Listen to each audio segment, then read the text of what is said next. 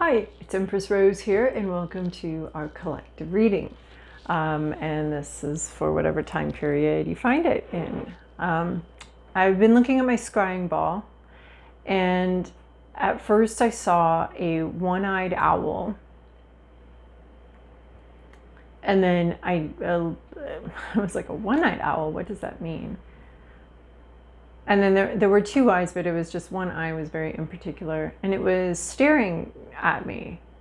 And this is less about the owl and less about being seen and being seen. And there was this intensity to the gaze from that. It was very unusual. Like usually I'm sort of observing different things that are going on in this ball, but this was like the ball was looking at me. It was very intense. And I was like, "Are you mad at me?" And it was like, "Oh no, I'm not mad. I'm just very clear." And that's what it was, just like, it was very clearly seeing me. It was very clear. I was being seen very clearly. And it was precise and it was clear. The word that kept coming out was just clear. It was very clear. And it was about being seen very clearly. It's a very intense experience. And I finally had to push the ball away because I wasn't able to get more answers, and I started to become a little anxious about how intensely this ball was looking at me. This eye, it was very strange. Oh, that's really cool. Now I'm seeing this owl flying towards me, and there's a crown on its head, and it's flying towards me. Some claws extended. I don't know, but it doesn't feel... I see maybe even a mouse. Anyway, I'm having a very intense experience, and that somehow has to do with our collective experience. You may be being very intensely seen very accurately this week. There might be somebody that is very specific in what they want from you, or in very, very specific. There's something very specific and very clear, and this is really interesting.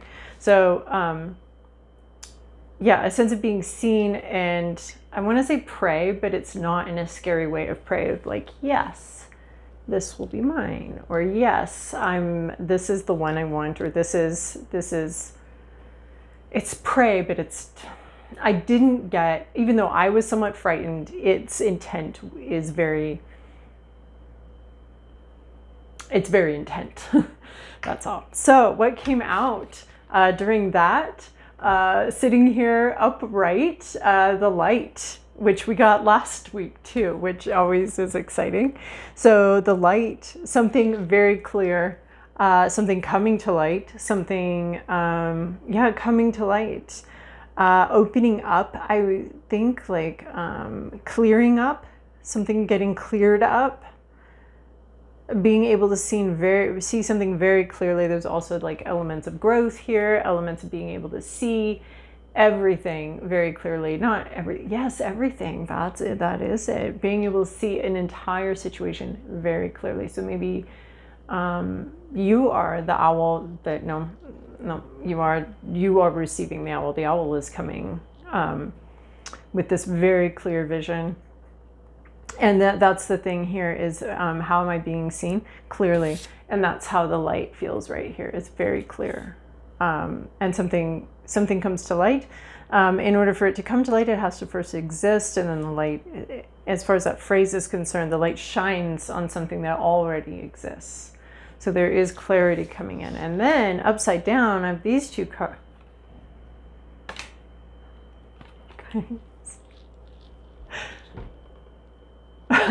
I don't know why this surprises me anymore, but we have the white owl. And in my private personal reading this morning, I also got the owl. So very fascinating. This is really delightful. The white owl, this very clear seeing, this very clear direction, this wisdom, this opening up of understanding, of wisdom. And then this other thing is the night. which is when owls typically are out hunting, is the night. We got the light and the night, and this owl.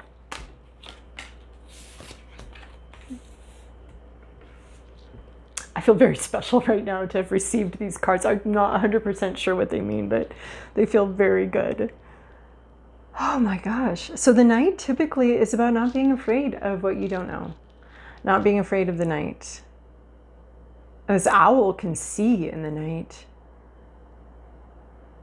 So there's this clear vision in the light, but it may not be that everything is visible around you. It may be that you are just seeing very clearly through the dark, through something that's obscured, through what others can't see through, you can see through.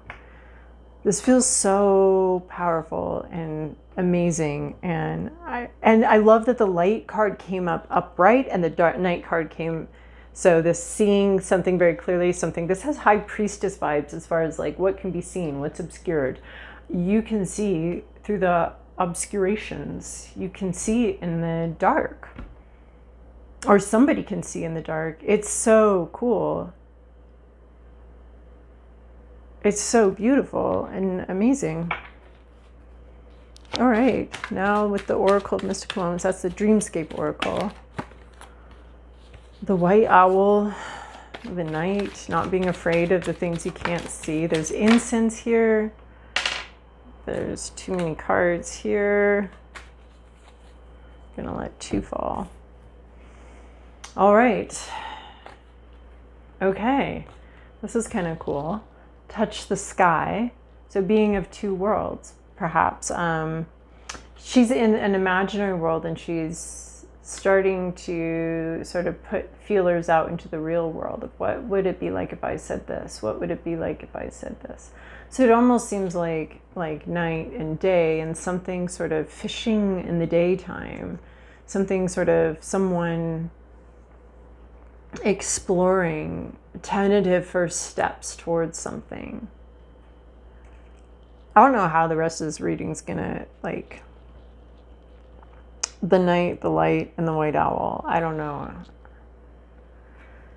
We're gonna continue on, but that's, as a reader, that's a great thing.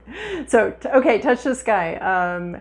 Imagination becoming reality, but slowly, bit by bit, with understanding something, dreaming something into existence, and sort of little pieces of it, experimenting, exploring, little explorations, I want to say, which is interesting because last week we got the curiosity card. So there's a lot of curiosity. There are things that want to be said, but things that are going unsaid, things that are going said. It reminds me of like chit chat, like when you're talking to someone and you're saying a bunch of things and there's just something under the surface that's not being said or not being expressed or not being known, but it is known, you know. And like there's a lot being not said. Everything being said is sort of on the surface. It's a way I learned a long time ago to like obfuscate things I didn't want to reveal to certain people, is just reveal vulnerable truths that you're comfortable revealing, and then you can, and then you're categorized as like vulnerable and open, and then you can keep all the stuff you want to keep secret, which is important to know. What do you want to keep to yourself and what do you want to be vulnerable with? And so that's important. So there's like this selective vulnerability, but in a way there's a sense of somebody wanting to say, wanting to communicate. Like in those situations, I don't want to communicate that with this particular person. So we can chat about things, but there's always going to be this private part, which is valid and important. So, but this is like something being withheld and something being shared. But that sharing can be an experimentation, an exploration.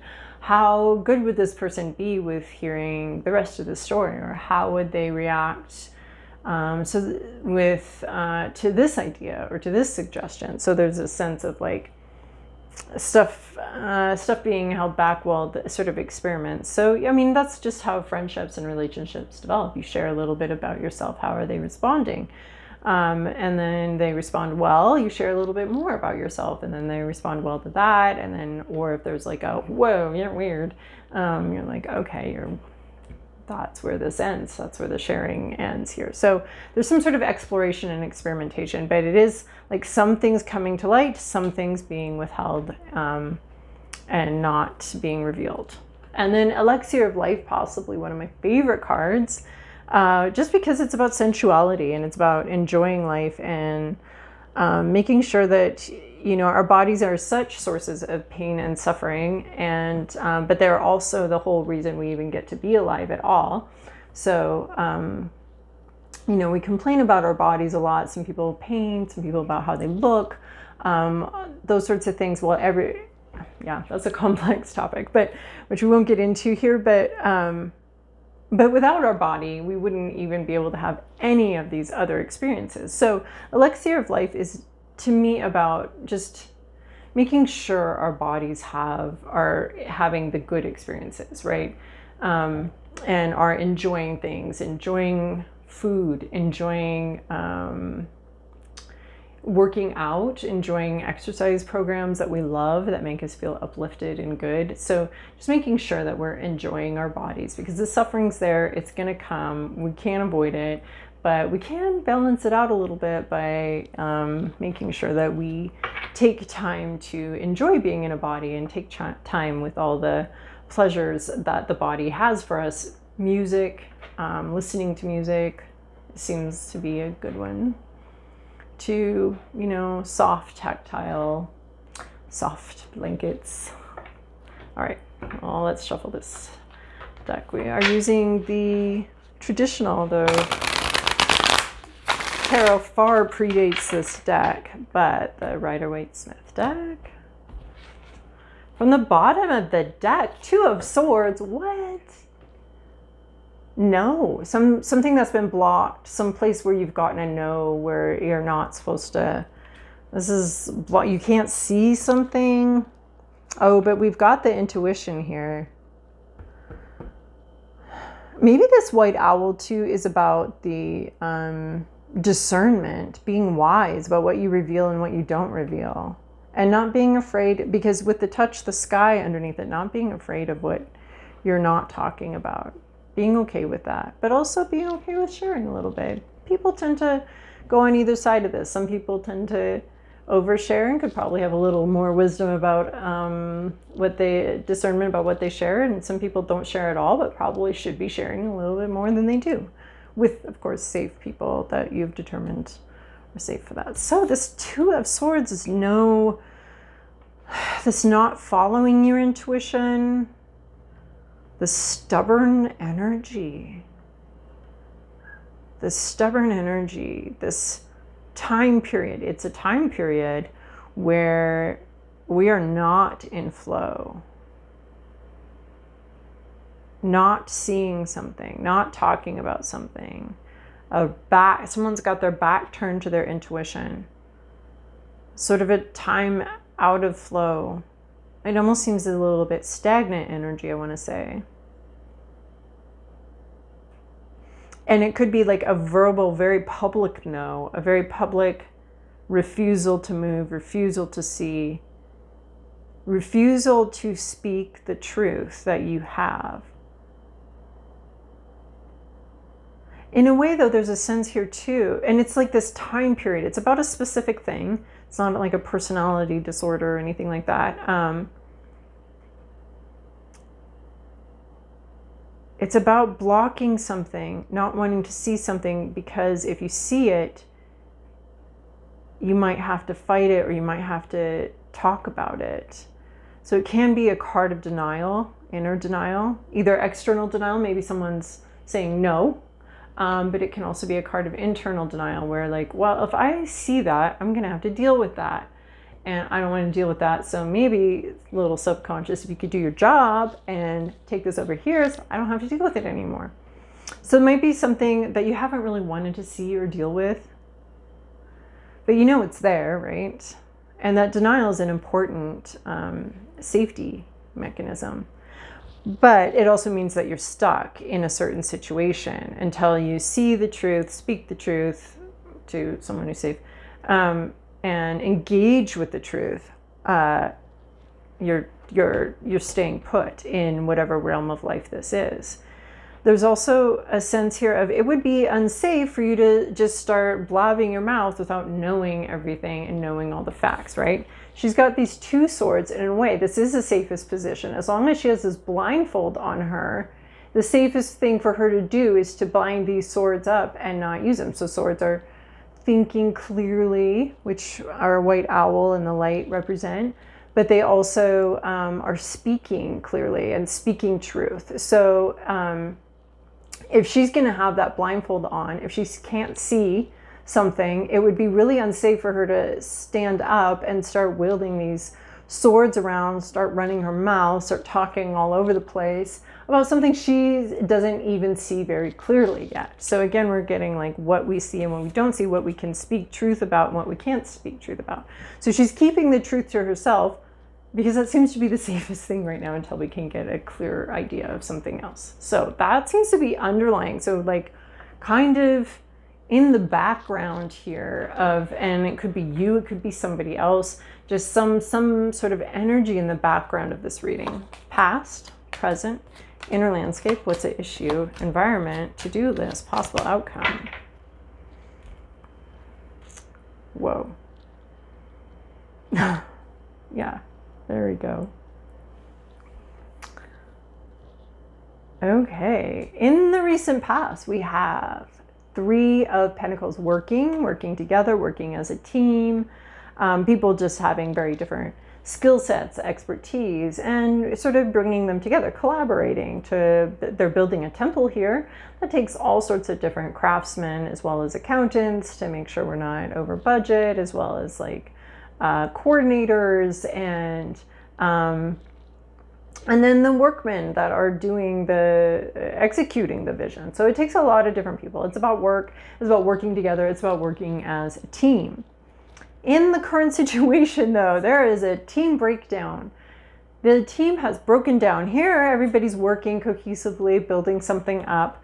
Current situation, a very competitive situation, all sorts of different energies, different desires, different strategies, different ways of doing things. I mean, it's not like an actual brawl. This is always supposed to be like play fighting, like a bunch of teen boys play fighting.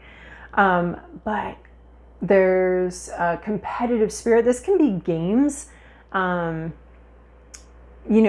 games, a competitive situation where you're trying to win.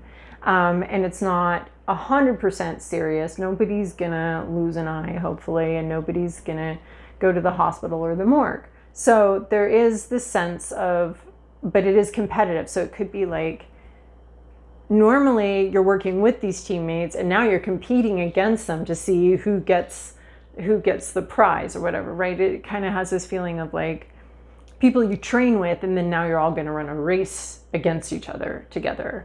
Or people you work with, but the work withing, there's not a with here. You're working against each other, cross purposes. There's some discord here, competitive spirit. So it can be competitive at work, competitive in an actual like competition, competitive in spirit. So yeah, there's a competition here or cross purposes. We're definitely not all moving together in harmony. Maybe we were at one point, but we are not right now. There's a breakdown in harmoniously working together. So people you may train with, you're now competing with. It has a gamesmanship or gaming idea. So your hopes, your fears, your inner landscape, I think you are worried about heartbreak, worried about loss. You might be worried that someone's going to get hurt with this game, this competitive game. There may be a competitive spirit afoot. You may be worried about you getting hurt or someone else getting hurt, about being heartbroken, about losing a friendship, perhaps losing a relationship that you really care about. Because of this competitiveness, because of this spirit of competitiveness, right?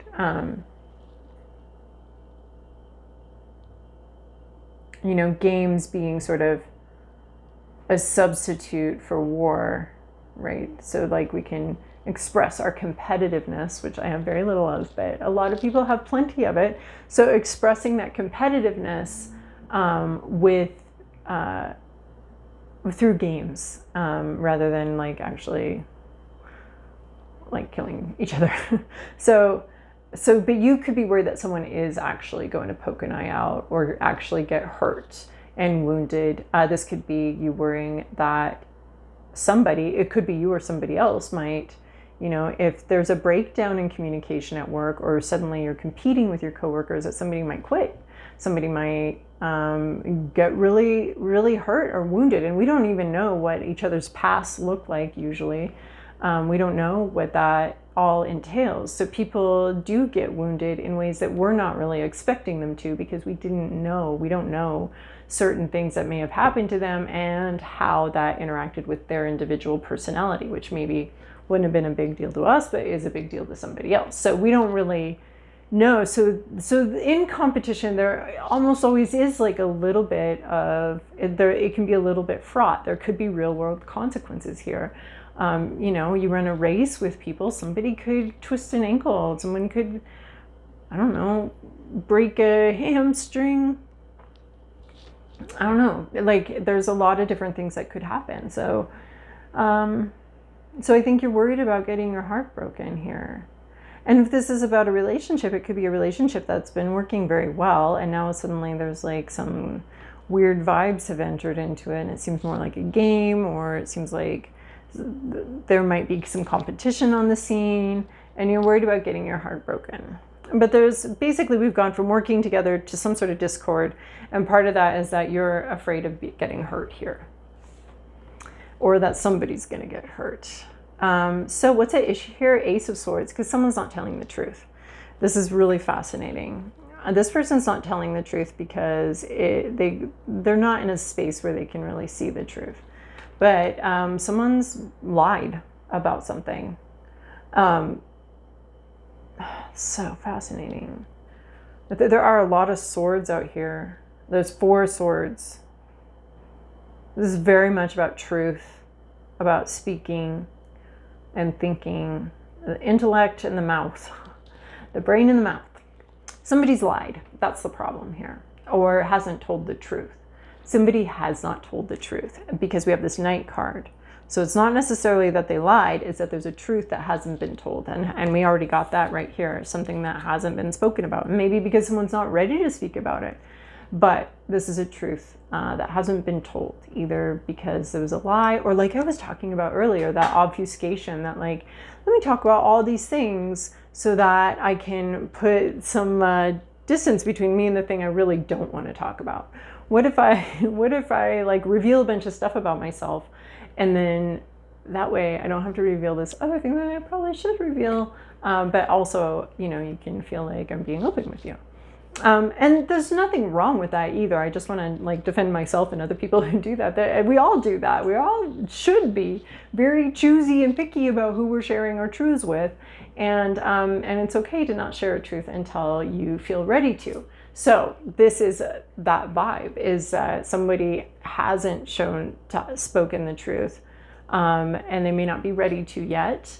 It may be a very innocent thing. It could be a very big deal. But this could be why you're back here like, oh, I feel like I might get hurt, because you could be getting a vibe that somebody hasn't spoken the truth. Or you could be worried about getting hurt, so you're not going to speak the truth right now.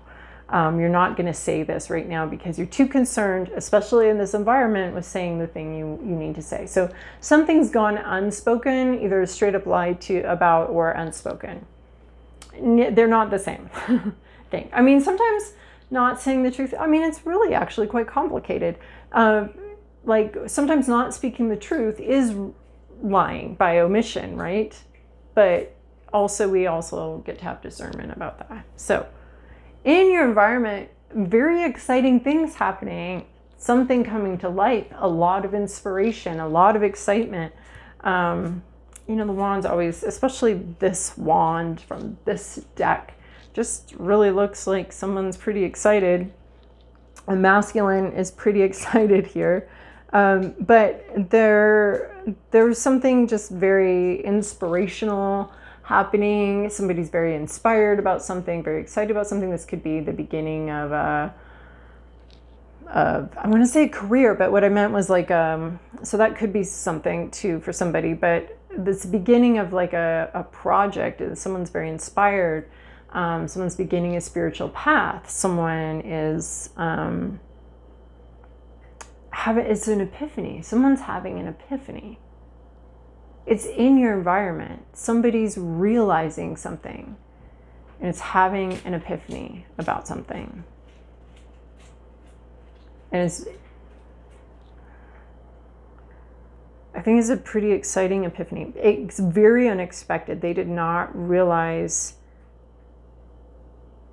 that they were going to understand this. It's like this understanding that comes in all of a sudden, and they really get it. They really get it.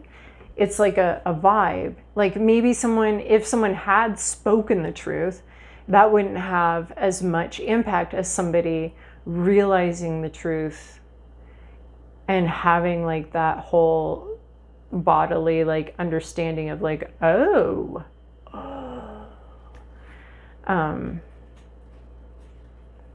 So yeah, there's something about that in your environment. Somebody in your environment, or there's just something, a new exciting project in your environment, and it could have people very much at cross purposes of like, no, let's do it my way, let's do it my way, let's do it my way. Some people that are normally working together, but it's new. There's something new in your environment. It's very exciting. Your to-do list, King of Pentacles. Okay, you're not jumping into the fray here. You're developing a plan. You're looking to the future. You're developing a plan. King of Pentacles, Knight of Pentacles. Knight of Pentacles is our slowest moving card. It's a planner, a dreamer, a planner. It's someone who really, like, this Five of Wands can remind me of chess. Partly because one deck really made that clear that it's all these pieces playing on a chessboard. And so this is definitely playing chess. This is playing the long game. Really understanding your opponent, really understanding how this all works out, having a very clear, developing, I think what I'm seeing here is developing a very clear plan. Knights are usually full of action, bravado, moving forward. This knight is not. This knight is exactly the opposite. This knight is thinking things through, planning it out, putting together a plan. Like, what I want to say is like they're reverse engineering something. They see where they want to go, and then they're putting the mile markers back this way. So, I mean, this is how you write papers and stuff in college. It's, okay, here's the deadline. Okay, I want my rough draft done a week before that. I want my thing done. I want, my outline done the week before that. I want my, my research done the week before that. So, you like take your deadline and you go backwards. So that's what a little bit of what I'm seeing is there's something that's going to happen in this person is you are meant to like sort of reverse engineer or like look at what's going to happen, have a very clear understanding of that, get the lay of the land, and really understand what you need to, the path forward to this end goal. So this Knight of Pentacles is very goal-oriented, but also very cautious, very, it's a planner. So putting your plan in place. It might be, just really understanding all the players on the board, really understanding your competition. It could be wanting to be in peak shape by a certain competition or a certain event, and making sure that you arrange your life so that that is possible. So the Knight of Pentacles is almost like farmer vibes, honestly, like just like, okay, this is when this happens. These are the seasons. This is how I'm going to work with the seasons. This is the plan. These are the tools I need. These are the things I'm going to need. So there's a lot. You're just planning. that's the stage. I feel like we got that last week. You're in sort of a planning mode here of looking at what needs to happen and making lists, and then adhering to the plan too. It's a very, very organized vibe. So it's very exciting. What's interesting is we have this exciting thing happening in your environment, in your life, and then your approach to that exciting new thing, this exciting possibility, is to be very, is to plan it and understand all the different steps that you need to take because this has come in here.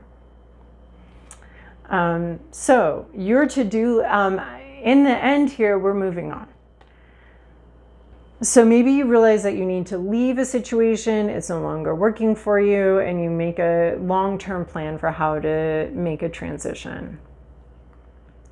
Maybe you realize that you want to move, and you sort of make a plan of like, how much do I need to have saved up? When is the legally required time to make to let my landlord or know? Or maybe you're going to sell your house, and you need to. When's the prime part of the prime time of year in this market to put a house on the market? And then what needs to be done to the house to get it ready? So we want to put it on the market on this time. And so we want to have all these things, these dominoes arranged so that we can move them. So that's sort of, and so this is about, in the end, you're moving on. So you're either like moving away from something,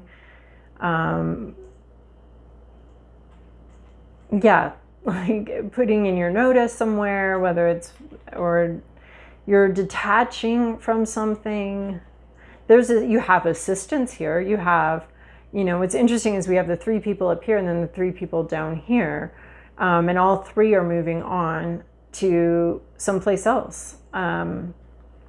And somebody is stronger in the process. Someone is more able to assist with this.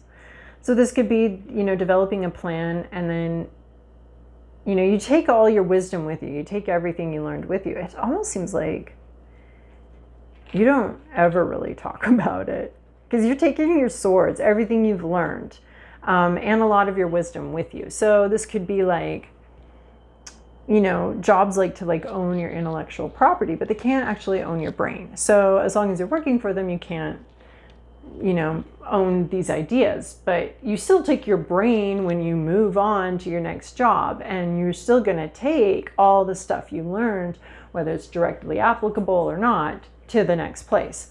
So there's some sort of like, I want to say, don't leave your books behind, take your books with you. There's a sense of detaching from something and moving forward, moving on, going somewhere.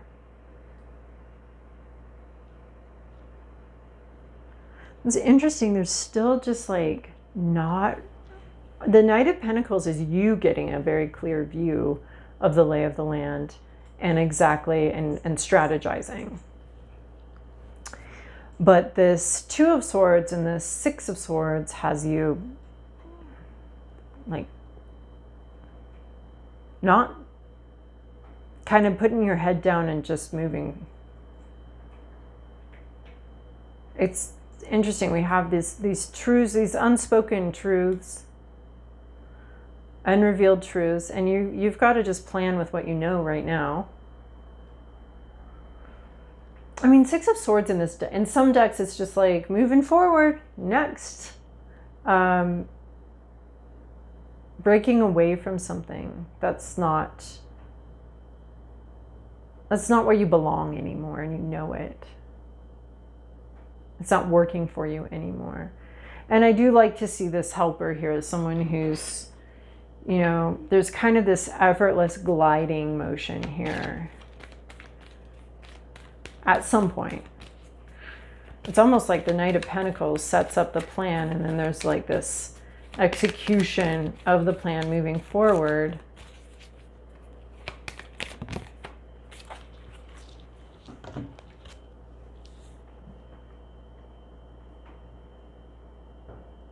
I'm just kind of putting your head down and moving forward.